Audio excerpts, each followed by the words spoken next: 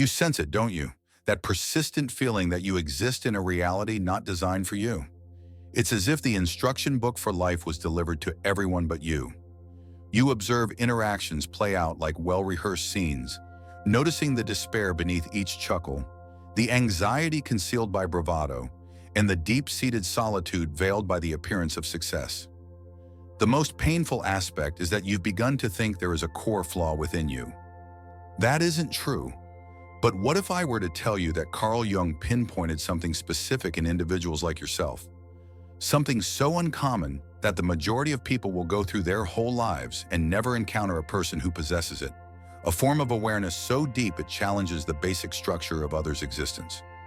You are on the verge of learning why your distinctiveness is not a defect, but a particular frequency.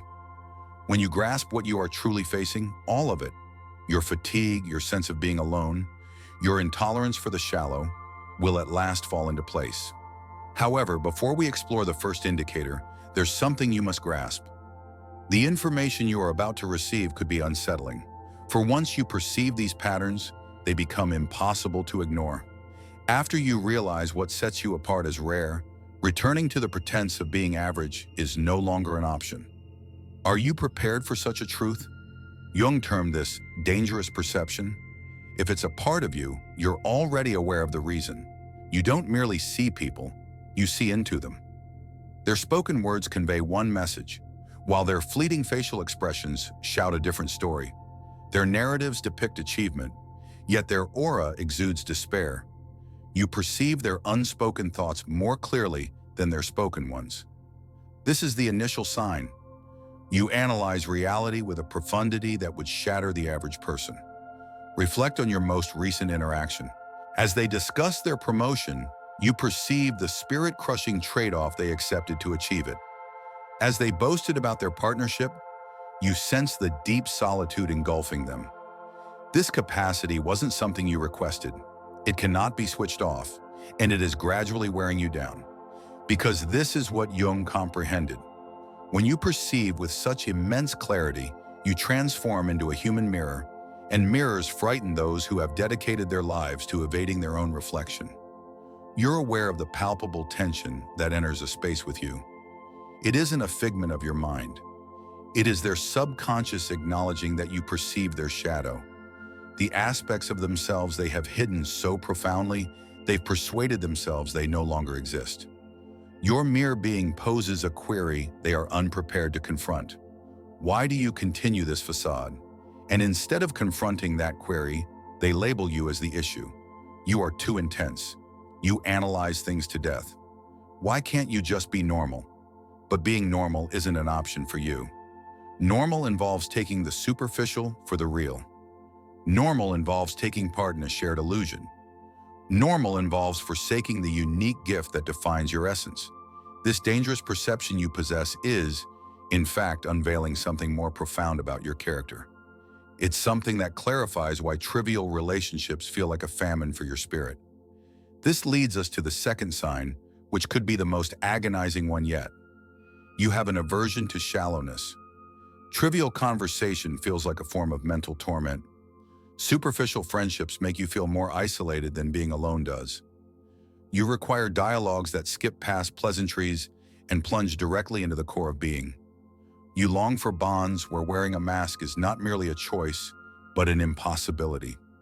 Jung perceived this with clarity. He noted, rare personality types exist in a perpetual state of existential strain. They cannot completely engage with the collective unconscious, nor can they fully detach from it. They are caught between realms, too conscious to be asleep, yet too mortal to rise above it. However, there's a darker aspect that often goes unmentioned. The very profundity you embody is also the source of your isolation. While you are desperate for authentic connection, the majority of individuals are quite satisfied with the emotional equivalent of junk food. They seek solace over verity. They prefer affirmation to personal development. They desire to remain comfortably unaware. And when you are unable or unwilling to provide that, they perceive you as a danger. Consider the number of connections you've had to let go of. Not due to any fault of your own, but because you could no longer maintain the pretense, force laughter at hollow humor, participate in idle chatter, or talk about trivialities while your spirit cried out to explore the very reason for our existence.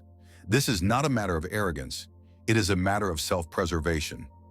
For an individual with your kind of awareness, shallow engagement is not merely tedious. It actively saps your vital energy. You may have also observed another phenomenon, something that occurs in the presence of others that defies easy explanation.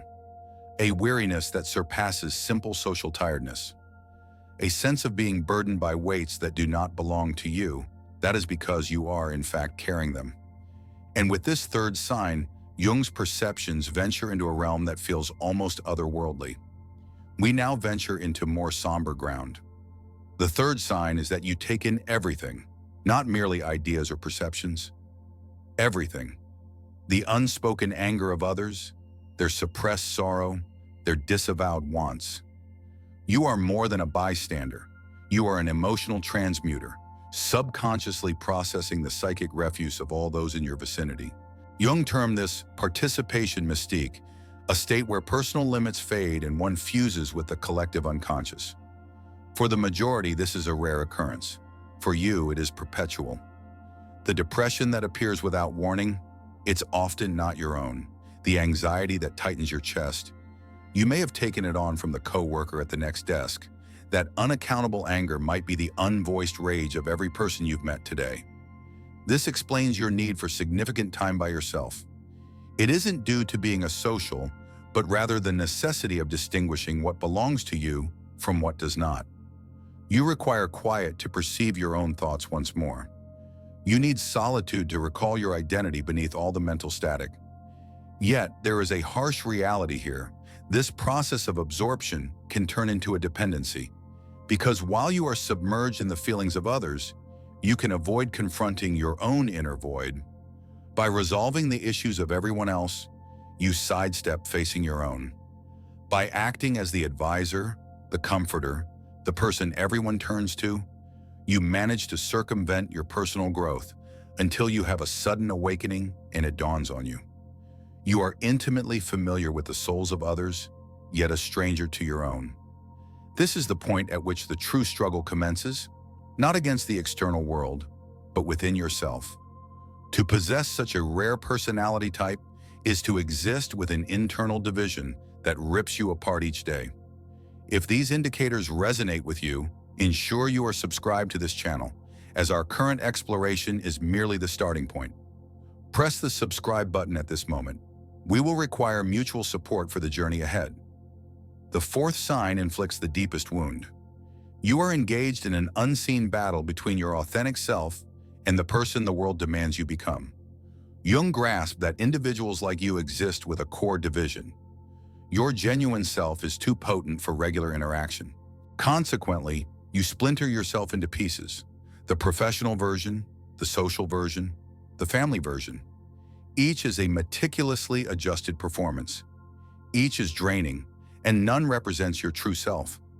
Each facade you adopt is a minor act of self-betrayal. Each instance you temper your intensity, you forsake your intrinsic character. Each second you feign normality, you reinforce the falsehood that your true essence is not okay. This internal division gives rise to symptoms that defy medical explanation. A persistent exhaustion that sleep cannot remedy is your spirit, worn out from the ceaseless act. Anxiety that materializes without cause is your genuine self, crying out for liberation. Depression that rolls in like a thick mist is the sorrow of being alienated from your own being. You are not suffering from a mental illness. You are being spiritually choked, because this is what Jung was aware of. The very quality you conceal, your intensity, your profundity, your unique perception, is precisely what the world is in desperate need of. Every significant advance in human awareness has originated from an individual who perceived things differently from the norm. Every societal transformation was sparked in the consciousness of a person too perceptive to tolerate the existing state of affairs. This is who you are. This is your purpose. However, you cannot accomplish it while fractured. The fatigue from upholding these separate, inauthentic personas is not sustainable. Your physical self is aware of it. Your spirit is aware of it. And in your core, you are aware of it as well. Yet another process is underway, one that is nearly mystical. As you break yourself apart to conform, your true vibrational signature is emitting a call, and there are those who are capable of receiving it.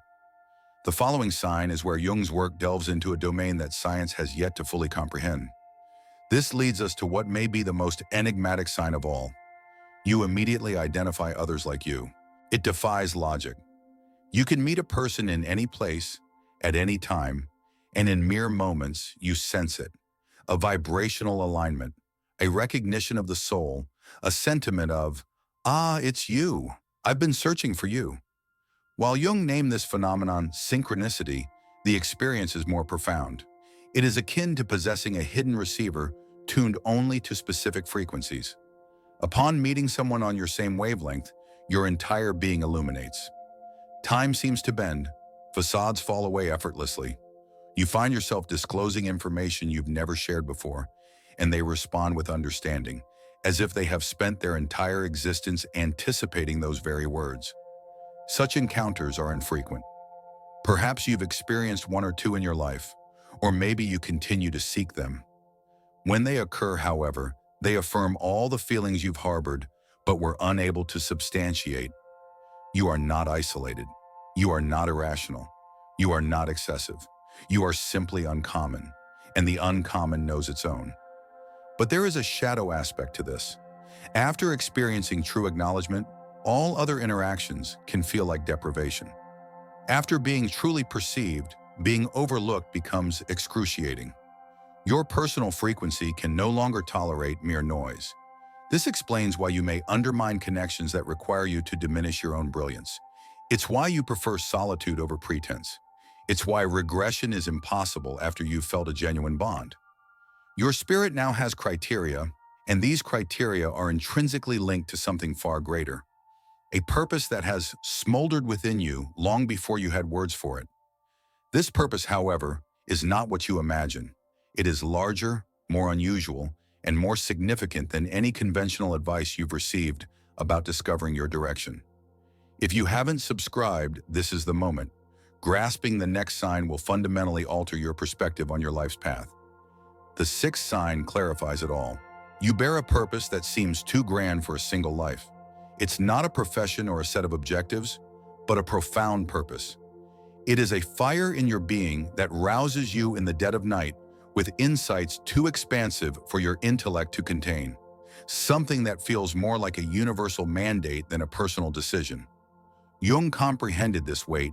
He stated that individuated individuals, those who have assimilated their shadow and discovered their authentic self, have a distinct duty. They perceive what requires mending in the collective consciousness. They sense what demands to be voiced. They are aware of what must be brought into existence. Yet herein lies the contradiction. The same sensitivity that enables you to perceive this purpose also renders its fulfillment nearly unattainable. To accomplish your mission, you would need to be completely authentic. And in this society, being completely authentic can feel like committing social suicide. Your purpose is not meant to be comfortable. It is not measured by conventional metrics of success. It is about acting as a conduit between different realms, articulating what others dare not, and mending wounds that others are unaware they have.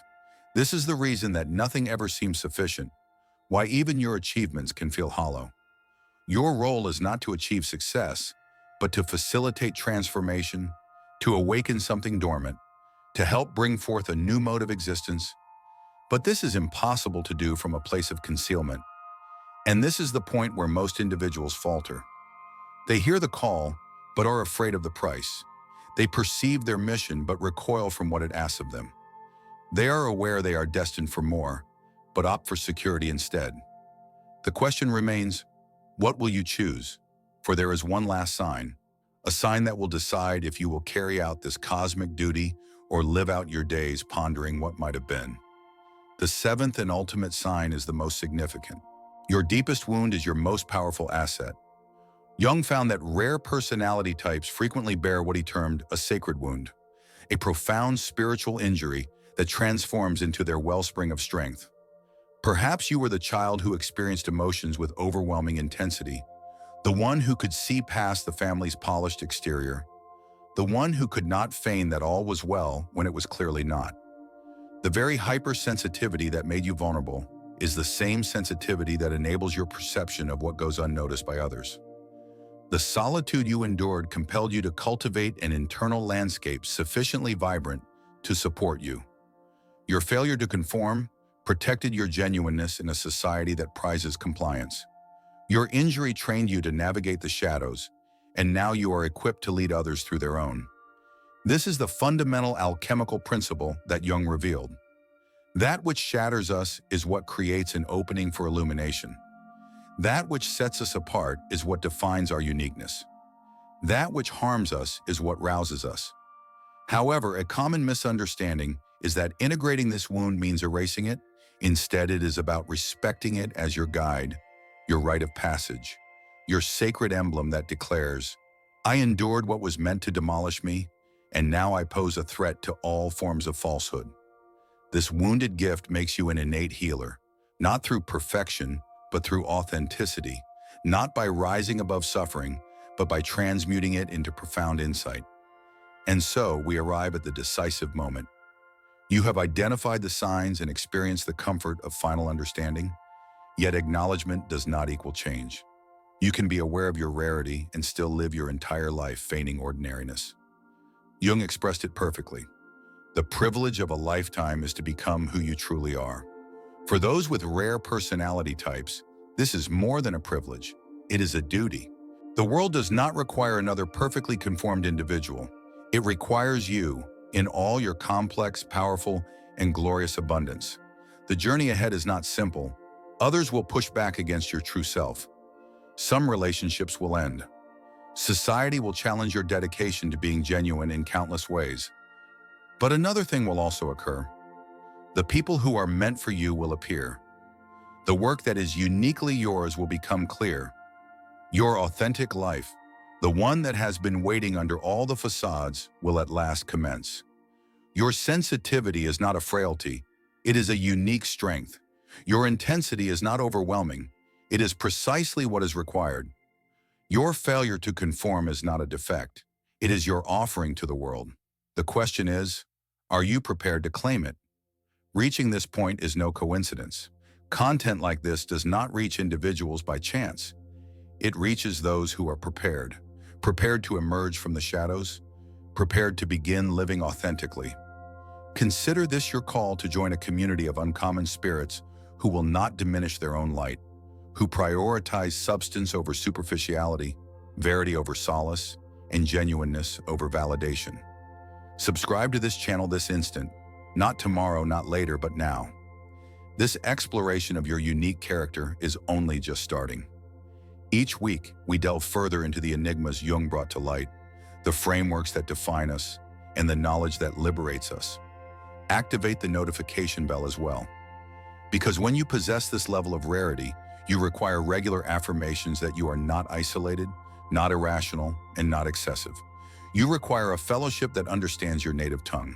Leave a comment, just 3 words. I am rare.